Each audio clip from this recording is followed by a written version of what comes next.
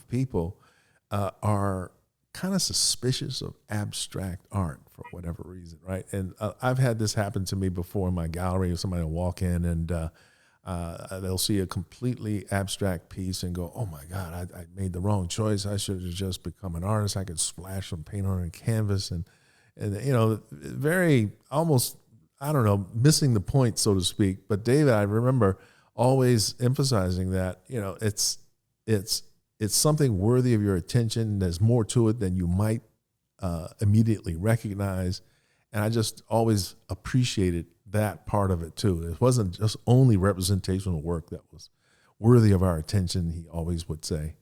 Would you agree with that? I think the wonder of abstract art is that there's always so much to discover.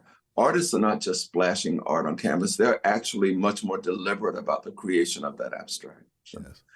And when they do, it's a journey for you to go into. The artist may have created one journey, but because of the way the work is structured, the way it's layered, the way one shape or gesture is next to another, it creates a multiple way to have a journey through that artist's own creativity and thought processes. Absolutely. Abstract art has been on my mind a lot lately because of the things that you say. A lot of people respond to it and say, I could do that.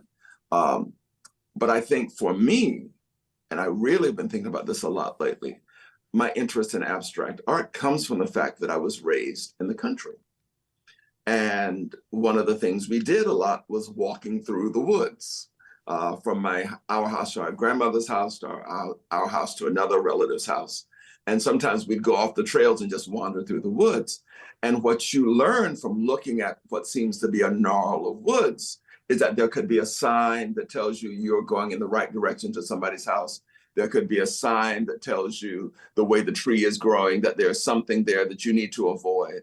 So I think that looking at these forests as a child and walking through them and running through them and knowing how to negotiate them really is a part of the visual information that feeds my particular interest in abstract art. Because nature would grow a particular way, but you have to read those signs and have some experience and trust in the signs that you see and recognize that the journey may be one of surprise. Yes. Not always what you know. Yes, yes. And I think too, I also think that there's an emotional element to some of the work anyway, and much of it, that gives the art the ability to communicate something that's not necessarily just limited to visual. You feel something when you see the piece. It's almost like, I like to draw the analogy like with jazz music, for example. I mean, to me, that's like musically kind of abstract. And it's spontaneous and can convey things that if you allow yourself the opportunity to be open to it, you might surprise yourself and really get something out of it you never expected. Exactly. I agree.